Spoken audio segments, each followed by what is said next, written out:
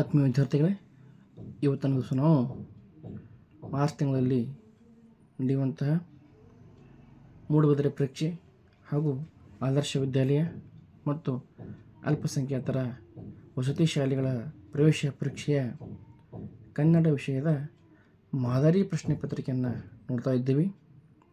ಇವೆಲ್ಲವೂ ಕೂಡ ಮುಖ್ಯವಾಗಿ ಮೂಡುಬಿದಿರೆ ಪರೀಕ್ಷೆಗೆ ಸಹಾಯಕವಾಗುವಂಥ ಪ್ರಶ್ನೆ ಪತ್ರಿಕೆ ಇದಾಗಿರುತ್ತದೆ. ಯಾರೆಲ್ಲ ಈ ಚಾನಲನ್ನು ಹೊಸದಾಗಿ ನೋಡ್ತಾ ಇದ್ದೀರಿ ಅವರೆಲ್ಲರೂ ಲೈಕ್ ಮಾಡಿ, ಶೇರ್ ಮಾಡಿ ಮತ್ತು ಸಬ್ಸ್ಕ್ರೈಬ್ ಮಾಡಿ ಅಂತ ಹೇಳ್ತಾ ಇವತ್ತಿನ ಈ ಕ್ಲಾಸನ್ನು ಆರಂಭ ಮಾಡೋಣ. ಪ್ರಥಮವಾಗಿ ಒಂದನೇ ಪ್ರಶ್ನೆ, ನಾವಿಬ್ಬರು ಒಬ್ಬರಿಂದ ಒಬ್ಬರು ಡ್ಯಾಶ್ ಜನರು ನಮ್ಮಿಬ್ಬರನ್ನು ನಾಶ ಮಾಡುತ್ತಾರೆ. ನೋಡಿ, ಇದು 5ನೇ ತರಗತಿಯ 1ನೇ ಪಾಠದಲ್ಲಿ ಬರುವಂಥದ್ದು. ಅಲ್ಲಿ ಗಿಡ ಮತ್ತು ಕಲ್ಲು, ಮರ ಮತ್ತು ಕಲ್ಲು ಇಬ್ಬರು ಮೊದಲಿಗೆ ಸ್ನೇಹಿತರಿರ್ತವೆ, ನಂತರದಲ್ಲಿ ದೂರ ಆಗುತ್ತವೆ. ಆ ಸಂದರ್ಭದಲ್ಲಿ ಆ ಹೊಲದ ರೈತ ಈ ಮರವನ್ನು ಕಡಿದು ನೆಗಲನ್ನು ಮಾಡಿಸೋಣ, ಕೃಷಿ ಉಪಕರಣ ಮಾಡಿಸೋಣ ಅಂತ ಹೇಳ್ತಾನೆ. ಆಮೇಲೆ ಆ ಗುಂಡ್ಕಲ್ಲನ್ನು ತೆಗೆದು ಅಲ್ಲಿ ಬೆಳೆಯೋಣ ಅಂತ ಹೇಳಿದಾಗ ಆವಾಗ ಅವರಿಬ್ಬರು ಆ ಎರಡೂ ವಸ್ತುಗಳು ಮರ ಮತ್ತು ಕಲ್ಲು ಸಂಭಾಷಣೆ ಮಾಡ್ತವೆ. ನಾವಿಬ್ಬರು ಒಬ್ಬರಿಂದ ಒಬ್ಬರು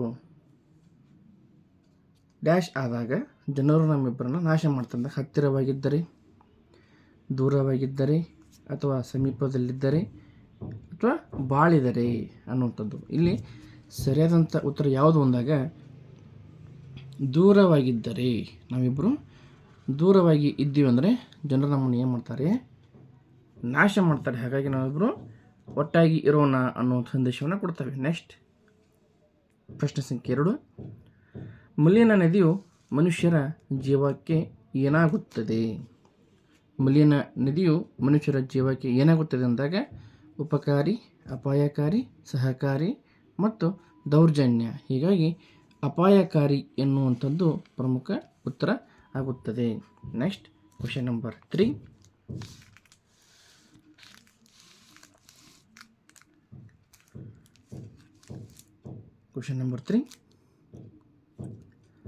ಆಲೋಚಿಸಿ ಜವಾಬ್ದಾರಿಯನ್ನು ನಿರ್ವಹಿಸುವ ಮನೋಭಾವ ಯಾವುದು? ಆಲೋಚಿಸಿ ಜವಾಬ್ದಾರಿಯನ್ನು ನಿರ್ವಹಣೆ ಮಾಡಬೇಕು, ಆ ರೀತಿಯ ಮನೋಭಾವಕ್ಕೆ ನಾವೇನಂತ ಕರಿತೀವಿ? ಇದು ಗಮನಿಸಿದಾಗ ಒಂದು ವಾಕ್ಯದಲ್ಲಿ ಉತ್ತರಿಸಿ ಅಥವಾ ಗಿವನ್ ಒನ್ ವರ್ಡ್ ಆನ್ಸರ್ ಅನ್ನುವಂಥ ಏನು ಪ್ರಶ್ನೆ ಬರ್ತದೆ ಇಂಗ್ಲೀಷ್ ಪ್ಯಾಟರ್ನ್ ಒಳಗೆ, ಆ ರೀತಿಯಲ್ಲಿದ್ದಂಥ ಒಂದು ಪ್ರಶ್ನೆ ಇದು. ಮುದ್ದಿಸು, ನಾಯಕತ್ವ ಗುಣ, ಮೆಚ್ಚುಗೆ, ಆಕ್ರೋಶ. ಇದರ ಸರಿಯಾದಂಥ ಉತ್ತರ ಯಾವುದಾಗ್ತದೆ ಅಂತಂದಾಗ ನಾಯಕತ್ವ ಗುಣ ಉಳ್ಳವನು ಏನು ಮಾಡ್ತಾನಪ್ಪ ಅಂದ್ರೆ ಆಲೋಚನೆ ಮಾಡ್ತಾನೆ, ಜವಾಬ್ದಾರಿಯನ್ನು ನಿರ್ವಹಣೆ ಮಾಡುವಂಥ ಮನೋಭಾವ ಅವನಿಗೆ ಇರ್ತದೆ. Next question number 4, LS Nayak ಅವರು ಯಾವ ಭಾಷೆಯಿಂದ ಜೀವದ ಮೌಲ್ಯ ಪಾಠವನ್ನು ಕನ್ನಡಕ್ಕೆ ಭಾಷಾಂತರ ಮಾಡಿದ್ದಾರೆ? ನೋಡಿ, LS ನಾಯಕ್ ಅವರು ಯಾವ ಭಾಷೆಯಿಂದ ಜೀವದ ಮೌಲ್ಯ ಪಾಠವನ್ನು ಕನ್ನಡಕ್ಕೆ ಭಾಷಾಂತರ ಮಾಡಿದ್ದಾರೆ ಅಂತಂದಾಗ ಗಮನಿಸಿ. Telugu, Hindi, English, French. ಇದರ ಸರಿಯಾದಂಥ ಉತ್ತರ ಯಾವುದು ಅಂತಂದಾಗ ಇಂಗ್ಲೀಷ್ ಭಾಷೆಯ ಪಾಠವನ್ನು ಕನ್ನಡಕ್ಕೆ ಅವರು ಭಾಷಾಂತರ ಮಾಡಿದ್ದಾರೆ. ನೆಕ್ಸ್ಟ್ ಪ್ರಶ್ನೆ ಸಂಖ್ಯೆ 5, ಕರಿಯ ಕಟ್ಟಿದ ಕವನ ಎಂಬ ಕವನ ಸಂಕಲನದಿಂದ ಯಾವ ಕವನವನ್ನು ಆರಿಸಲಾಗಿದೆ? ಕರಿಯ ಕಟ್ಟಿದ ಕವನ, ಇದು ಕವನ ಸಂಕಲನ. ಈ ಕವನ ಸಂಕಲನದಿಂದ ಯಾವ ಪದ್ಯವನ್ನು ಅಥವಾ ಕವನವನ್ನು ಆರಿಸಲಾಗಿದೆ ಅಂತ ಪ್ರಶ್ನೆಯನ್ನು ಕೇಳಿದ್ದಾರೆ. ಆಪ್ಷನ್ ಎ ಸ್ವಾತಂತ್ರ್ಯದ ಹಣತೆ, ಆಪ್ಷನ್ ಬಿ ಕಾಮನಬಿಲ್ಲು, ಆಪ್ಷನ್ ಸಿ ಗಿಡಮರ, ಆಪ್ಷನ್ ಡಿ ಕನ್ನಡ ಬರ್ರಿ ನಮ್ಮ ಸಂಗಡ. ನೋಡಿ, ಹಾಗಾದರೆ ಇದರ ಸರಿಯಾದಂಥ ಆನ್ಸರ್ ಯಾವುದು ಅಂದಾಗ ಆಪ್ಷನ್ ನಂಬರ್ ಸಿ ಗಿಡಮರ ಇದು ಸರಿಯಾದಂಥ ಉತ್ತರ. ಹಾಗಾದರೆ ಕಾಮನಬಿಲ್ಲು ಅನ್ನುವಂಥ ಪದ್ಯವನ್ನು ಯಾವ ಕವನ ಸಂಕಲನದಿಂದ ಆಯ್ಕೆ ಮಾಡಿದ್ದಾರೆ ಅಂತಂದಾಗ ಚಂದಪ್ಪನ ಶಾಲೆ ಎನ್ನುವಂಥ ಕವನ ಸಂಕಲನದಿಂದ ಇದನ್ನು ಆಯ್ಕೆ ಮಾಡಿರುತ್ತಾರೆ. ನೆಕ್ಸ್ಟ್, ಸಾಗಿದಂತೆ ಸಲ್ಲುತ್ತಿರಲಿ ಡ್ಯಾಶ್ ಕಡೆಗೆ ಅಥವಾ ಡ್ಯಾಶ್ ಎಡೆ ಗಮನ. ಆಪ್ಷನ್ ಗಮನಿಸಿ. ಹಣತೆ, ಸಾಧನೆ, ಘನತೆ, ಗಳಿಕೆ. ಇದರ ಸರಿಯಾದಂಥ ಉತ್ತರ ಯಾವುದು ಅಂತಂದಾಗ ಸಾಧನೆಯೆಡೆಗೆ ಗಮನವಿರಬೇಕು. ನೆಕ್ಸ್ಟ್, ಪ್ರಶ್ನೆ ಸಂಖ್ಯೆ 7. ವಿಮಾನ ನಿಲ್ದಾಣ ತುಂಬ ಸುಂದರವಾಗಿದೆ. ವಿಮಾನ ನಿಲ್ದಾಣ ಏನಾಗಿದಂತ ತುಂಬ ಸುಂದರವಾಗಿದೆ. ಹಾಗಾದರೆ ಈ ವಾಕ್ಯದಲ್ಲಿನ ಗುಣ ವಿಶೇಷಣ ಪದ ಯಾವುದು ಅಂತ ಕೇಳಿದ್ದಾರೆ. ಇದರೊಳಗೆ ಗುಣ ವಿಶೇಷಣ ಪದ ಯಾವುದು ಅಂದಾಗ ತುಂಬ.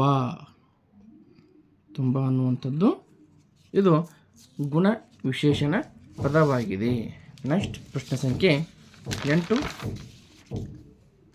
ಪ್ರಶ್ನೆ ಸಂಖ್ಯೆ 8.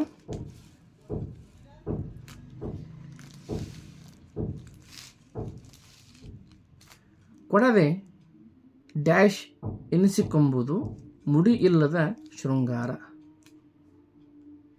ಕೊಡದೆ ಡ್ಯಾಶ್ ಎನಿಸಿಕೊಂಬುದು. ನೋಡಿ, ಕೊಡದೆ ಭಕ್ತ ಎನಿಸಿಕೊಂಬುದು, ತ್ಯಾಗಿ ಎನಿಸಿಕೊಂಬುದು, ಅಥವಾ ಬಡವ ಎನಿಸಿಕೊಂಬುದು, ಅಥವಾ ಬಲ್ಲಿದ ಎನಿಸಿಕೊಂಬುದು. ಕೊಡದೆ ಏನಾದರೂ ವಸ್ತುವನ್ನು ಕೊಡದೆ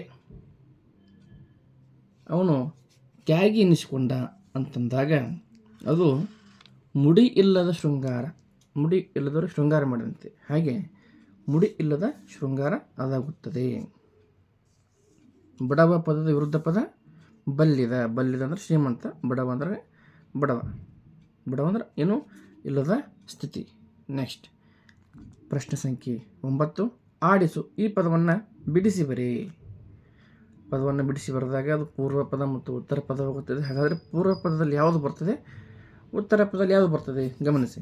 ಆಪ್ಷನ್ ಎ ಆಡಿ ಪ್ಲಸ್ ಇಸು, ಬಿ ಆಡು ಪ್ಲಸ್ ಇಸು, ಸಿ ಆ ಪ್ಲಸ್ ಡಿಸು, ಡಿ ಆಡಿ ಪ್ಲಸ್ ಸು. ಇದರ ಸರಿಯಾದಂಥ ಉತ್ತರ ಯಾವುದು ಅಂದಾಗ ಆಡು ಪ್ಲಸ್ ಇಸು. Option number B is the correct answer. Next question number 10. ಚಂಪಾ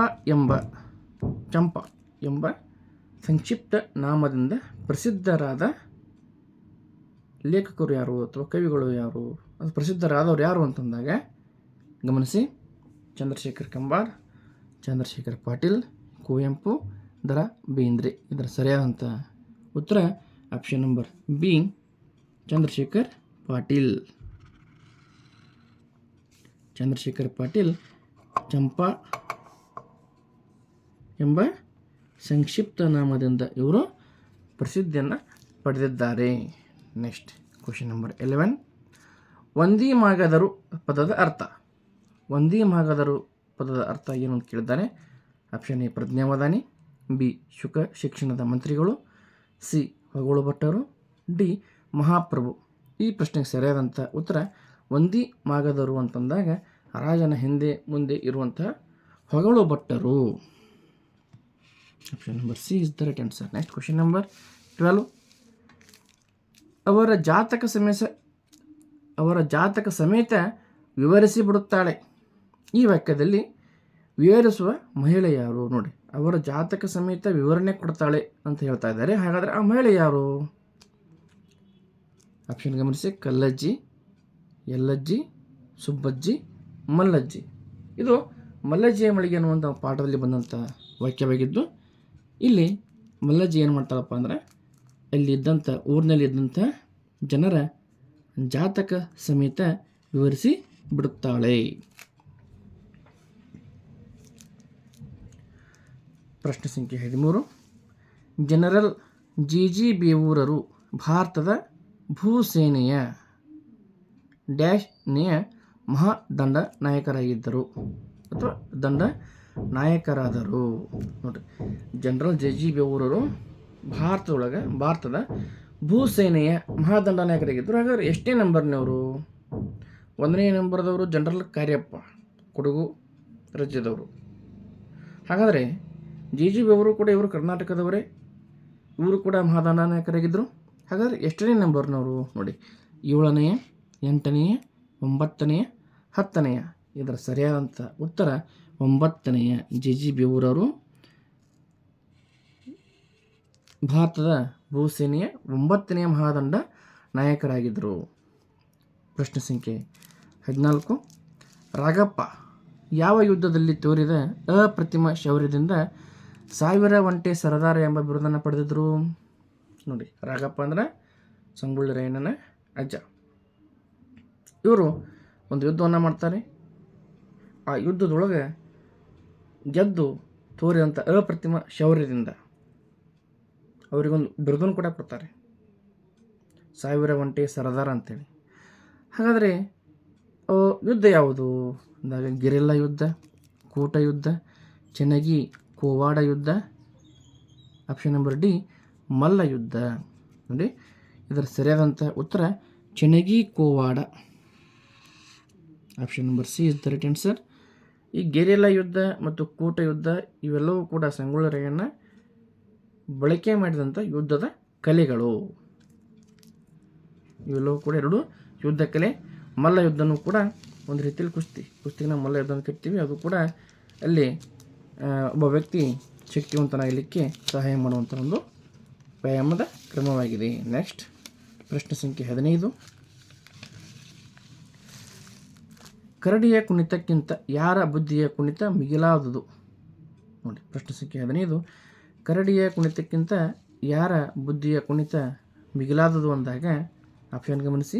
ವಾನರ, ನರರ, ನರಿಯ ಅಥವಾ ಮರಿಯ. ಇದರ ಸರಿಯಾದಂಥ ಉತ್ತರ ನರರ. ನರರ ಅಂದರೆ ಮಾನವನ ಬುದ್ಧಿ ಕರಡಿಯ ಕುಣಿತಕ್ಕಿಂತ ಮಿಗಿಲಾಗಿದೆ ಅನ್ನುವಂಥ ಅರ್ಥವನ್ನು ಇದು ಕೊಡುತ್ತದೆ. ಪ್ರಶ್ನೆ ಸಂಖ್ಯೆ 16. ಸಿದ್ದಯ್ಯ ಪುರಾಣಿಕ್ ಅವರ ಕಾವ್ಯನಾಮ ಯಾವುದು? ಜ್ಞಾನಾನಂದ, ಕಾವ್ಯಾನಂದ, ಆನಂದ, ಪ್ರಜ್ಞಾನಂದ. ನೋಡಿ, ಇದರ ಸರಿಯಾದಂಥ ಉತ್ತರ ಸಿದ್ದಯ್ಯ ಪುರಾಣಿಕ್ ಅವರ ಕಾವ್ಯನಾಮ ಆಪ್ಷನ್ ನಂಬರ್ ಬಿ ಕಾವ್ಯಾನಂದ. ಇದು ಸರಿಯಾದಂಥ ಉತ್ತರ. ನೆಕ್ಸ್ಟ್ ಪ್ರಶ್ನೆ ಸಂಖ್ಯೆ 17. ಮೂಡಲಮನೆ ಕವನವನ್ನು ಯಾವ ಕವನ ಸಂಕಲನದಿಂದ ಆಯ್ಕೆ ಮಾಡಿಕೊಳ್ಳಲಾಗಿದೆ? ನೋಡಿ, ಮೂಡಲಮನೆ ಕವನವನ್ನು ಯಾವ ಕವನ ಸಂಕಲನದಿಂದ ಆಯ್ಕೆ ಮಾಡಲಾಗಿದೆ ಎಂದಾಗ ಆಪ್ಷನ್ ಗಮನಿಸಿ. ಎಲ್ಲಿದೆ ರಾಮಪುರ, ಎಲ್ಲಿದೆ ಸೋಮಾಪುರ, ಎಲ್ಲಿದೆ ಶಿವಾಪುರ, ಎಲ್ಲಿದೆ ಮಹಿಷಪುರ. ಇದರ ಸರಿಯಾದಂಥ ಉತ್ತರ ಯಾವುದು ಅಂದಾಗ ಆಪ್ಷನ್ ನಂಬರ್ ಸಿ ಎಲ್ಲಿದೆ ಶಿವಾಪುರ. ಇದು ಸರಿಯಾದಂತಹ ಉತ್ತರ ಆಗುತ್ತದೆ. Next question number 18. ಬಾಹುಬಲಿ ಚರಿತಂ ಕೃತಿಯನ್ನು ಬರೆದವರು ಯಾರು? ಬಾಹುಬಲಿ ಚರಿತಂ ಈ ಕೃತಿಯನ್ನು ಬರೆದವರು ಯಾರು? ಗಮನಿಸಿ. Option number A G Bevoor, option number B V Satyanarayana Rao, C GH Hanneradumath, D BM Srikantaiah. ಹಾಗಾದರೆ ಈ ಬಾಹುಬಲಿ ಚರಿತಂ ಎನ್ನುವ ಕೃತಿಯನ್ನು ಬರೆದವರು BV Satyanarayana Rao. Option number B is the right answer. Next question number 19. Doctor Buddanna Hingamire ಇವರು ಯಾವ ಭಾಷೆಯ ಸಂದರ್ಶಕ ಪ್ರಾಧ್ಯಾಪಕರಾಗಿ ಸೇವೆ ಸಲ್ಲಿಸಿದ್ದಾರೆ? ನೋಡಿ, ಡಾಕ್ಟರ್ ಬುದ್ದಣ್ಣ ಹಿಂಗಮೇರೆಯವರು ಯಾವ ಭಾಷೆಯ ಸಂದರ್ಶಕ ಪ್ರಾಧ್ಯಾಪಕರಾಗಿ ಸೇವೆ ಸಲ್ಲಿಸಿದ್ದಾರೆ ಅಂತಂದಾಗ ಇಂಗ್ಲೀಷ್, ಚೈನೀಸ್, ರಷ್ಯನ್, ಕನ್ನಡ. ಇದರ ಸರಿಯಾದಂಥ ಉತ್ತರ ರಷ್ಯನ್ ಭಾಷೆಗೆ ಇವರು ಸಂದರ್ಶಕ ಪ್ರಾಧ್ಯಾಪಕರಾಗಿ ಸೇವೆಯನ್ನು ಸಲ್ಲಿಸಿದ್ದಾರೆ. ಇನ್ನು ಪ್ರಶ್ನೆ ಸಂಖ್ಯೆ 20. BM ಶ್ರೀಕಂಠಯ್ಯ ಅವರು ಡ್ಯಾಶ್ ಬ್ರಹ್ಮ ಎಂದೇ ಖ್ಯಾತರಾಗಿದ್ದಾರೆ. ಹಾಗಾದರೆ ಅದರ ಉತ್ತರ ಏನು? ಆಪ್ಷನ್ ಎ ಹಾಸ್ಯ ಬ್ರಹ್ಮ, ಸಂಗೀತ ಬ್ರಹ್ಮ, ಚುಟುಕು ಬ್ರಹ್ಮ, ತ್ರಿಪದಿ ಕವಿ ಅಥವಾ ತ್ರಿಪದಿ ಬ್ರಹ್ಮ. ಇದರ ಸರಿಯಾದಂಥ ಉತ್ತರ ಚುಟುಕುಗಳ ಪಿತಾಮಹ ಅಥವಾ ಚುಟುಕು ಬ್ರಹ್ಮ ಅಂತ ಹೇಳಿ ಶ್ರೀಕಂಠಯ್ಯ ಅವರು BM ಶ್ರೀಕಂಠಯ್ಯ ಅವರು ಖ್ಯಾತರಾಗಿದ್ದಾರೆ. ಹಾಗಾದರೆ ಹಾಸ್ಯ ಬ್ರಹ್ಮ ಅಂತೇಳಿ ಬೀಚಿಯವರನ್ನು ಕರೀತಾರೆ, ಸಂಗೀತ ಬ್ರಹ್ಮ ಅಂತೇಳಿ ಹಂಸಲೇಖವನ್ನು ಕರೀತಾರೆ, ತ್ರಿಪದಿ ಕವಿ ಅಂತೇಳಿ ಸರ್ವಜ್ಞನನ್ನು ಕರೀತಾರೆ. ನೆಕ್ಸ್ಟ್, ತಿಂದರು ಈ ಕ್ರಿಯಾಪದದಲ್ಲಿನ ಧಾತು ಯಾವುದು? ಗಮನಿಸಿ, ತಿಂದರು ಈ ಕ್ರಿಯಾಪದದಲ್ಲಿನ ಧಾತು ಯಾವುದು ಅಂದಾಗ ಆಪ್ಷನ್ ನಂಬರ್ ಎ ತಿಂದು, ಬಿ ತಿನ್ನು, ಸಿ ತಿಂದಿ, ನೆಕ್ಸ್ಟ್ ಡಿ ತಿಂದ. ಈ ಪ್ರಶ್ನೆಗೆ ಸರಿಯಾದಂಥ ಉತ್ತರ option number B is the right answer. ತಿನ್ನು, ತಿಂದರು ತಿನ್ನು. ನೆಕ್ಸ್ಟ್ ಪ್ರಶ್ನೆ ಸಂಖ್ಯೆ 22.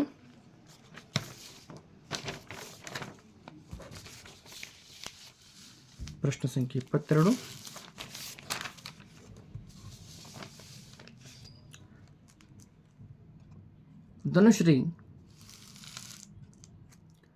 ಧನುಶ್ರೀ ಗೀತೆ ಹಾಡಿದಳು. ಈ ವಾಕ್ಯವನ್ನು ಭವಿಷ್ಯತ್ ಕಾಲದಲ್ಲಿ ಬರೆದಾಗ, ನೋಡಿ, ಧನುಶ್ರೀ ಗೀತೆ ಹಾಡಿದಳು ಈ ವಾಕ್ಯವನ್ನು ಭವಿಷ್ಯತ್ ಕಾಲದಲ್ಲಿ ಬರೆದಾಗ ಸರಿಯಾದಂಥ ಆಪ್ಷನ್ ಗಮನಿಸಿ. ಈಗಿರುವುದು ಹಾಡಿದಳು ಅಂದಾಗ ಇದು ಭೂತಕಾಲದಲ್ಲಿದೆ. ಇದನ್ನು ಭವಿಷ್ಯತ್ ಕಾಲಕ್ಕೆ ನಾವು ಬರೆದಾಗ ಏನಾಗ್ತದೆ?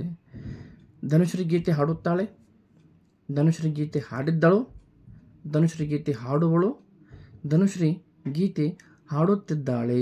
ಇದರ ಸರಿಯಾದಂಥ ಉತ್ತರ ಧನುಶ್ರೀ ಗೀತೆ ಹಾಡುವಳು. Option number C. Option number C is the right answer. ನೋಡಿ, ಹಾಡುತ್ತಾಳೆ ಇದು ವರ್ತಮಾನ, ಹಾಡಿದ್ದಳು ಇದೂ ಕೂಡ ಭೂತಕಾಲದಲ್ಲಿರುವಂಥದ್ದು, ಹಾಡುತ್ತಿದ್ದಾಳೆ ಇದೂ ಕೂಡ ವರ್ತಮಾನ ಕಾಲದಲ್ಲಿ ಇರುವಂಥದ್ದು. ಹಾಗಾದರೆ ಸರಿಯಾದಂಥ ಉತ್ತರ ಹಾಡುವಳು, ಇದು ಸರಿಯಾದಂಥ ಆಪ್ಷನ್ ನಂಬರ್ ಸಿ ಆಗಿದೆ. ನೆಕ್ಸ್ಟ್ ಪ್ರಶ್ನೆ ಸಂಖ್ಯೆ 23. ರಕ್ಷಕ ಪದದ ವಿರುದ್ಧ ಪದ ಯಾವುದು? ಆಪ್ಷನ್ ಗಮನಿಸಿ. ಭಕ್ಷಕ, ಕೀಚಕ, ವಂಚಕ, ದುರ್ಜನ. ಹಾಗಾದರೆ ರಕ್ಷಕ ಪದದ ವಿರುದ್ಧ ಪದ ಅಂದಾಗ ಭಕ್ಷಕ. ರಕ್ಷಕ ಅಂದ್ರೆ ರಕ್ಷಣೆ ಮಾಡುವುದು, ಭಕ್ಷಕ ಅಂದ್ರೆ ಸೇವನೆ ಮಾಡುವುದು, ಅಂದ್ರೆ ಅದನ್ನು ನಾಶಪಡಿಸೋದು. Option number A is the right answer. Next question number 24. ರವಿಯು ಯಾವ ದಿಕ್ಕಿಗೆ ಹೊರಟನು? ಇದು ಪೂರಕ ಪಾಠದಲ್ಲಿ ಬರುವಂಥ ಒಂದು ಪ್ರಶ್ನೆ. ರವಿಯು ಯಾವ ದಿಕ್ಕಿಗೆ ಹೊರಟನು? ಉದಯಿಸಿದನು ಅಂತಂದಾಗ ಉದಯಿಸುವ ದಿಕ್ಕು ಬರೀಬೇಕು, ಹೊರಟನು ಅಂದಾಗ ಮುಳುಗುವ ದಿಕ್ಕು ಅಂತ ನಾವು ತಿಳ್ಕೊಳ್ಬೇಕು. ಹಾಗಾದರೆ ಸರಿಯಾದಂಥ ಉತ್ತರ ಪಡುವಣ. ಸರಿಯಾದಂಥ ಉತ್ತರ ಪಡುವಣ. ಪಡುವಣ ಅಂದರೆ ಪಶ್ಚಿಮ ದಿಕ್ಕು, ಮೂಡಣ ಅಂದರೆ ಪೂರ್ವ, ಇದು ಪಶ್ಚಿಮ, ತೆಂಕಣ ಬಡಗಣ. ತೆಂಕಣ ಅಂದರೆ ಉತ್ತರ, ಬಡಗಣ ಅಂದರೆ ದಕ್ಷಿಣ. Next question number 25. ಹಾಡುಗಾರ ಈ ಪದದ ಅನ್ಯಲಿಂಗ ರೂಪ ಯಾವುದು? ಹಾಡುಗಾರ ಈ ಪದದ ಅನ್ಯಲಿಂಗ ಅಂದಾಗ ಈ ಪದವನ್ನು ಲಿಂಗ ಬದಲಿಸಿ ಬರೀಬೇಕು. ಹಾಡುಗಾರ ಇದು ಏನಾಗ್ತದೆ ಆನ್ಸರ್? ಹಾಡುಗಾರ್ತಿ ಆಗ್ತದೆ. ಇಲ್ಲಿ ಗಮನಿಸಿ. ಹಾಡುಗರ್ತಿ, ಹಾಡುಗಾತಿ, ಹಾಡುಗಾರರು, ಹಾಡುಗಾರ್ತಿ. ಇದು ಹಾಡುಗಾರರು ಇದೇನಾಯಿತು? ಬಹುವಚನ ರೂಪ ಆಯಿತು. ಬಟ್ ಅವ್ರು ಕೇಳಿದ್ದೇನೋ ಅನ್ಯ ಲಿಂಗ ರೂಪ ಅಂದಾಗ ಇದರ ಸರಿಯಾದಂಥ ಆನ್ಸರ್ ಯಾವುದಾಗ್ತದೆ ಅಂತಂದಾಗ ಹಾಡುಗಾರ್ತಿ. Option number D is the right answer. ಹೀಗೆ ನಾವು ಇಲ್ಲಿವರೆಗೆ ಕನ್ನಡ ಮಾದರಿ ಪ್ರಶ್ನೆ ಪತ್ರಿಕೆಯನ್ನು 25% ಚರ್ಚೆಯನ್ನು ಮಾಡಿದ್ವಿ. ಈ ವರ್ಷ 150 ಅಂಕಗಳಿಗೆ ಪರೀಕ್ಷೆಯನ್ನು ನಡೆಸುವ ಸಂಭವವಿದ್ದು, ಪ್ರತಿಯೊಂದು ವಿಷಯವೂ ಕೂಡ 25ರಿಂದ 30 ಪ್ರಶ್ನೆ ಅಥವಾ 20ರಿಂದ 25 ಪ್ರಶ್ನೆಗಳನ್ನು ಒಳಗೊಂಡಿರುತ್ತದೆ. ಇದೇ ರೀತಿಯಾಗಿ ನಾವು ಮುಂದಿನ ತರಗತಿಯಲ್ಲಿ ಇಂಗ್ಲೀಷ್ ವಿಷಯದ ಮಾಡೆಲ್ ಕ್ವಶನ್ ಪೇಪರನ್ನು ಚರ್ಚೆಯನ್ನು ಮಾಡೋಣ ಅಂತ ಹೇಳ್ತಾ ಇವತ್ತಿನ ಈ ತರಗತಿಯನ್ನು ಮುಗಿಸ್ತಾ ಇದ್ದೀವಿ. ಯಾರೆಲ್ಲ ಈ ಚಾನಲ್ ಹೊಸದಾಗಿ ನೋಡ್ತಾ ಇದ್ದೀರಿ ಅವರು ಲೈಕ್, ಶೇರ್ ಮತ್ತು ಸಬ್ಸ್ಕ್ರೈಬ್ ಮಾಡಿ ಅಂತ ಹೇಳ್ತಾ ಇವತ್ತಿನ ಈ ತರಗತಿಯನ್ನು ಮುಗಿಸ್ತಾ ಇದ್ದೀವಿ. ಧನ್ಯವಾದಗಳು.